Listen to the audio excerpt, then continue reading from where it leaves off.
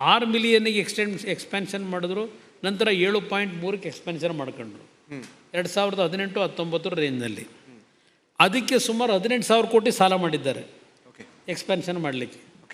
ಅದಾದ ನಂತರ ರಾ ಮೆಟೀರಿಯಲ್ಲು ಮತ್ತಿನ್ನು ರಿಸೋರ್ಸಸ್ಸು ಇದೆಲ್ಲ ತೊಂದರೆ ಆಗಿ ಈಗ ಅದು ಏನೊಂದು 8,000 ಕೋಟಿ ನೆಟ್ವರ್ತ್ ಇತ್ತು 2012-13ರಲ್ಲಿ -3,400 ಸಮಥಿಂಗ್ ಆಗಿದೆ. ಈಗ ನೆಟ್ವರ್ತ್ ಕಡಿಮೆ ಹೋಗಿದೆ.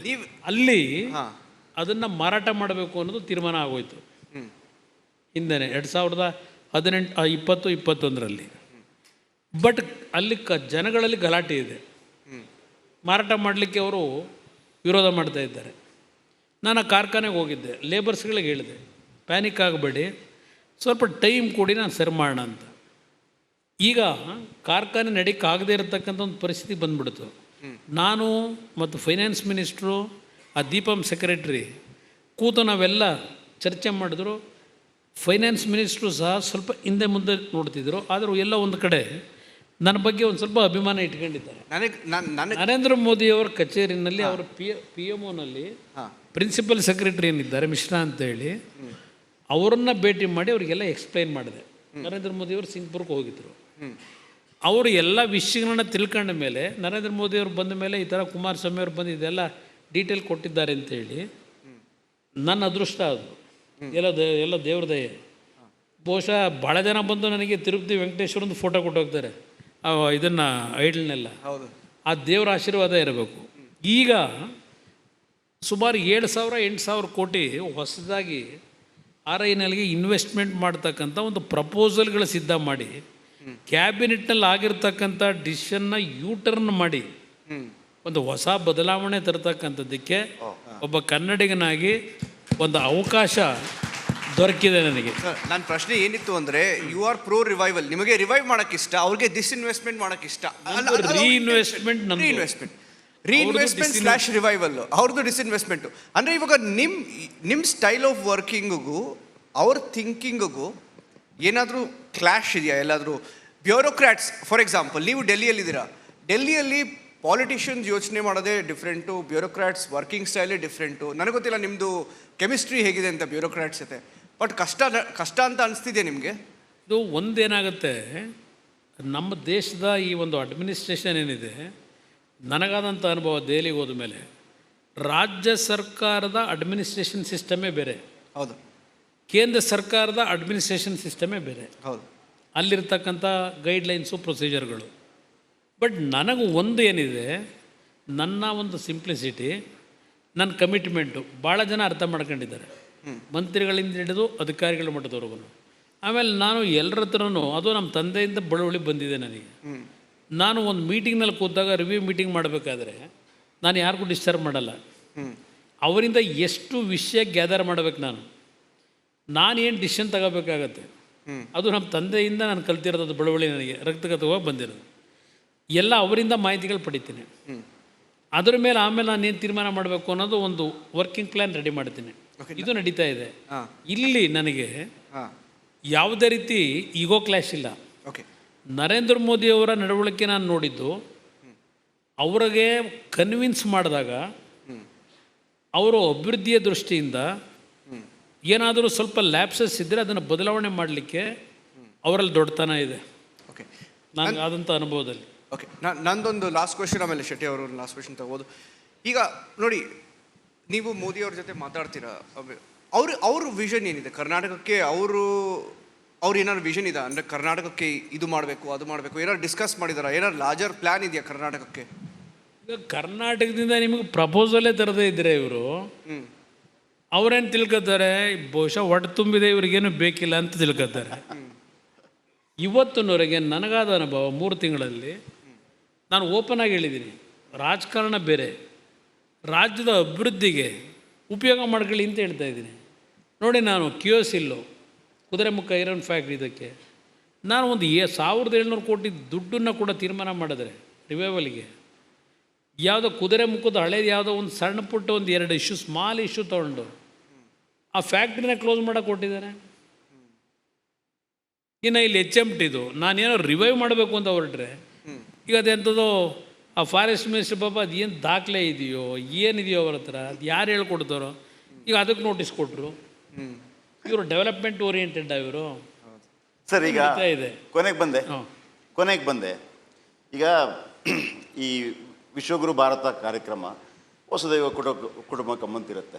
ನಿಮ್ಮ ಫ್ಯಾಮಿಲಿಯಲ್ಲಿ ಸ್ವಲ್ಪ ಜಾಸ್ತಿನೇ ಇದೆ.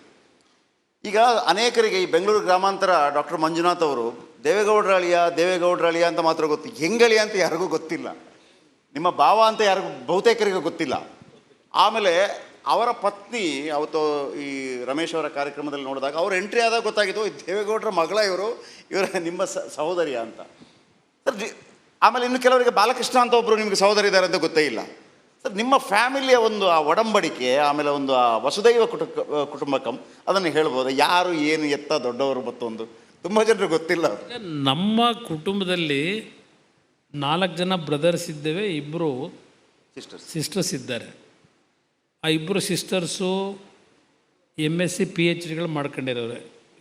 ಎರಡನೇವಳು ನಮ್ಮ ಜರ್ನಲಿಸಮ್ ಮಾಡ್ಕೊಂಡಿದ್ದಾಳೆ MSc, ಅವಳು MSc ಹೋಮ್ ಸೈನ್ಸ್ನಲ್ಲಿ PhD ಮಾಡ್ಕೊಂಡಿದ್ದಾಳೆ. ಅದು ಒಂದು ಭಾಗ. ಇಲ್ಲಿ ಅವರು 2 ಡಾಕ್ಟ್ರನ್ನೇ ಮದುವೆ ಆಗಿರ್ತಕ್ಕಂಥದ್ದು. ಬಾಲಕೃಷ್ಣೇಗೌಡರು ಮೊದಲು ಸರ್ಕಾರದ ಅಧಿಕಾರಿ ಇದ್ದರು, ನಂತರ ರಾಜೀನಾಮೆ ಕೊಟ್ಟು ಅವ್ರ ಸ್ವಂತ ಉದ್ಯೋಗ ಅವ್ರು ಮಾಡ್ಕೊಂಡಿದ್ದಾರೆ. ರೇವಣ್ಣವ್ರ ಬಗ್ಗೆ ನಿಮಗೆ ಗೊತ್ತಿರೋ ವಿಷಯನೇ.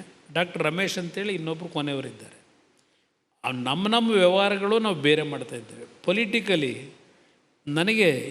ನಾನು ಮುಖ್ಯಮಂತ್ರಿ ಆದ ಸಂದರ್ಭದಲ್ಲಿ ಯಾವುದೇ ರೀತಿಯಲ್ಲಿ ಯಾರಿಂದಲೂ ನನಗೆ ಇನ್ಫ್ಲುಯೆನ್ಸ್ ಮಾಡಬೇಕು ಅಂತ ಬಂದಿಲ್ಲ. ಇವತ್ತು ನಾನು 3 ತಿಂಗಳು ಕೇಂದ್ರದಲ್ಲಿ ಮಂತ್ರಿ ಇದ್ದೀನಿ, ಇವತ್ತವರೆಗೆ ಯಾರೂ ಬಂದಿಲ್ಲ.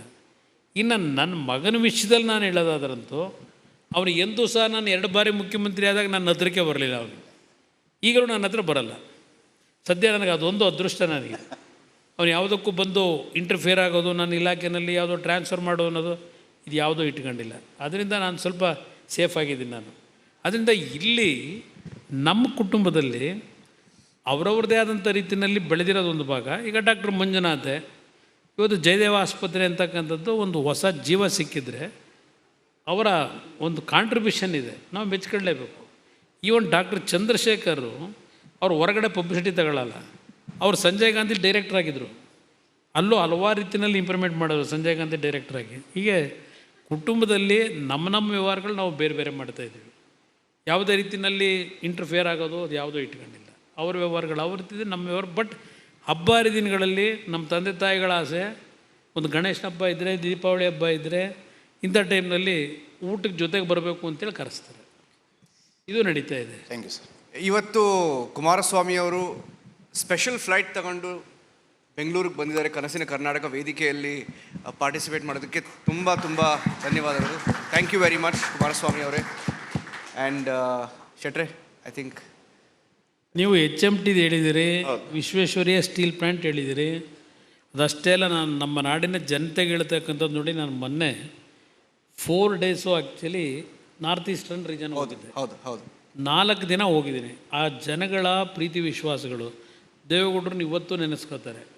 ಅವರಿಂದ ನಮಗೆಲ್ಲ ಒಂದು ಹೊಸ ಚಾರ್ಜ್ ಲೈಫ್ ಸಿಕ್ಕಿದೆ ಅಂತ ಹೇಳಿ. ಅದ್ರ ಜೊತೆಗೆ ಅವರ ಮುಗ್ಧತನ ಆ ಜನಗಳದು. ಒಂದು ಕಡೆ ಕೆಲವು ನಾಗಾಸ್ತು ಮತ್ತು ಬೇರೆ ಬೇರೆ ರೀತಿಯಲ್ಲಿ ಕೆಲವು ಸಮಸ್ಯೆಗಳು ಬೇರೆ, ಬಟ್ ಭಾಳ ಮುಗ್ಧ ಜನ. ಅಲ್ಲಿ ಬಡತನ ಇದೆ, ಬಟ್ ನೆಮ್ಮದಿಯಿಂದಿದ್ದಾರೆ. ಇಲ್ಲಿ ನಮ್ಮ ಹತ್ರ ಎಲ್ಲ ಕೊಟ್ಟಿದ್ದಂತೆ ದೇವರು, ನಾವು ನೆಮ್ಮದಿ ಕಳ್ಕೊತಾ ಇದ್ದೀವಿ. ನಾನು ನೋಡಿದಂಥ ಒಂದು ಅನುಭವ. ಆದರೆ ಒಂದು ನಾಡಿನ ಜನತೆಗೆ ನಿಮ್ಮ ಒಂದು ಈ ಕಾರ್ಯಕ್ರಮದ ಮುಖಾಂತರ ಹೇಳ್ತೀನಿ, ಕನಸಿನ ಕರ್ನಾಟಕ ಮತ್ತು ವಿಶ್ವಗುರು ನರೇಂದ್ರ ಮೋದಿಯವರ ನಾಯಕತ್ವದಲ್ಲಿ ಬಹುಶಃ ಅವರ ಒಂದು ಕಲ್ಪನೆಗಳನ್ನು ಇಟ್ಕೊಂಡಿದ್ದಾರೆ. 2047ಗೆ 100 ವರ್ಷಗಳನ್ನು ನಾವೇನು ಪೂರೈಸ್ತಾ ಇದ್ದೇವೆ. ಬೈ 2030ಗೆ ಕೆಲವು ಯೋಜನೆಗಳನ್ನು ಇಟ್ಕೊಂಡಿದ್ದಾರೆ. ಪರ್ಟಿಕ್ಯುಲರ್ಲಿ ನನ್ನ ಸ್ಟೀಲ್ ಇಂಡಸ್ಟ್ರಿ ಮತ್ತು ಹೆವಿ ಇಂಡಸ್ಟ್ರೀನಲ್ಲಿ ಹಲವಾರು ರೀತಿಯಲ್ಲಿ ಇವತ್ತು ಕ್ಲೈಮೇಟಿಗೆ ಸಂಬಂಧಪಟ್ಟಂಥ ಗ್ರೀನ್ ಎನರ್ಜಿ ಇರ್ಬೋದು, ಸ್ಟೀಲ್ ಇಂಡಸ್ಟ್ರೀಸ್ನಲ್ಲಿ ನೆಟ್ ಕಾರ್ಬನ್ನ ನಾವು ರಿಡ್ಯೂಸ್ ಮಾಡ್ತಕ್ಕಂಥದ್ದು ಇರ್ಬೋದು. ಇದು ಎಲ್ಲದರ ಬಗ್ಗೆ ಕೆಲವು ಹಲವಾರು ರೀತಿಯ ಒಂದು ರಿಸರ್ಚು ಮತ್ತು ಡೆವಲಪ್ಮೆಂಟಿಗೆ ಎಲ್ಲ ಚಾಲನೆ ಕೊಟ್ಟಿದ್ದೇವೆ. ಮತ್ತು ವಿಶ್ವಗುರು ಅಂತಕ್ಕಂಥದ್ದು ಕೇವಲ ಹೆಸರಾಗಿ ಉಳಿಬಾರ್ದು, ವಿಶ್ವಗುರುವಾಗಿ ಈ ದೇಶ ಮೊದಲನೇ ಸ್ಥಾನಕ್ಕೆ ಬರಬೇಕು ಅಂತಕ್ಕಂಥದ್ದು ನರೇಂದ್ರ ಮೋದಿಯವರ ಒಂದು ಕಲ್ಪನೆ ಇಟ್ಕೊಂಡಿದ್ದಾರೆ. ನಮ್ಮೆಲ್ಲರ ಕಾಂಟ್ರಿಬ್ಯೂಷನ್ನು ಪ್ರಾಮಾಣಿಕವಾಗಿರುತ್ತೆ. ನನ್ನ ರಾಜ್ಯದ ಜನತೆ ಒಂದು ಮಾತು ಹೇಳ್ತೇನೆ, ಇವತ್ತೇನು ನನಗೆ ಸಿಕ್ಕಿರ್ತಕ್ಕಂಥ ಅವಕಾಶ, ಈ ನಾಡಿನ ಗೌರವವನ್ನು ಉಳಿಸ್ತಕ್ಕಂಥ ರೀತಿಯಲ್ಲಿ ನಾನೀಗಾಗಲೇ ನಾರ್ತ್ ಈಸ್ಟರ್ನ್ ಸ್ಟೇಟ್ದು ಹೇಳಿದೆ, ಭಿಲಾಯ್ ಸ್ಟೀಲ್ ಪ್ಲಾಂಟ್ಗೆ ಹೋಗಿದ್ದೇನೆ, RINLಗೆ ಹೋದೆ, NSL ಅಂತಕ್ಕಂಥದ್ದು ಇನ್ನೊಂದು ನಮ್ಮ ಛತ್ತೀಸ್ಗಢದಲ್ಲಿ, ಅಲ್ಲಿ ಭೇಟಿ ಕೊಟ್ಟಿದ್ದೇನೆ. ಅಲ್ಲಿ ಇವತ್ತು 23,000 ಕೋಟಿ ವೆಚ್ಚದ ಕಾರ್ಖಾನೆ ಅದು NMDCಯಿಂದ ಮಾಡಿದ್ದೀವಿ. ಕಳೆದ ವರ್ಷ ನರೇಂದ್ರ ಮೋದಿಯವರು ಇನಾಗ್ರೇಟ್ ಮಾಡಿದ್ದಾರೆ ಅದನ್ನು. 8 ತಿಂಗಳಿಗೆ ಅದನ್ನು ಡಿಸ್ಇನ್ವೆಸ್ಟ್ಮೆಂಟ್ ಮಾಡಬೇಕು ಅಂತ ತೀರ್ಮಾನ ಮಾಡಿಬಿಟ್ಟಿದ್ರು. ಅಮಿತ್ ಶಾ ಅವರು ಜನಗಳಿಗೆ ಚುನಾವಣೆ ಟೈಮಲ್ಲಿ ಇಲ್ಲ ಯಾವ ಕಾರಣಕ್ಕೂ ಮಾಡಲ್ಲ ಅಂತ ಹೇಳಿದ್ದಾರೆ. ಬಟ್ ನಮ್ಮ ದೀಪಮ್ಮನವರು ಮಾರಬೇಕು ಅಂತ ಬಿಟ್ಟಿದ್ರು. ಈಗ ಅದನ್ನು ಉಳಿಸ್ತಕ್ಕಂಥ ಕೆಲಸಕ್ಕೂ ನಾವು ಕೈ ಹಾಕಿದ್ದೇವೆ. ಅದೇ ರೀತಿಯಲ್ಲಿ ನಾಡಿದ್ದು ನಾನು ಸೇಲಮ್ಗೆ ಹೋಗ್ತಾಯಿದ್ದೀನಿ. ಸೇಲಮ್ನಲ್ಲಿ ಒಂದು ಸ್ಟೀಲ್ ಪ್ಲ್ಯಾಂಟ್ ಇದೆ. ನಮ್ಮ ಸೇಲಮ್ನ ಸ್ಟೀಲ್ ಮ್ಯಾನುಫ್ಯಾಕ್ಚರಿಂಗ್ ಏನಿತ್ತು, ಅತ್ಯಂತ ಅದ್ಭುತವಾದಂಥ ಒಂದು ಇದಿತ್ತು ಡಿಮ್ಯಾಂಡ್ಸು.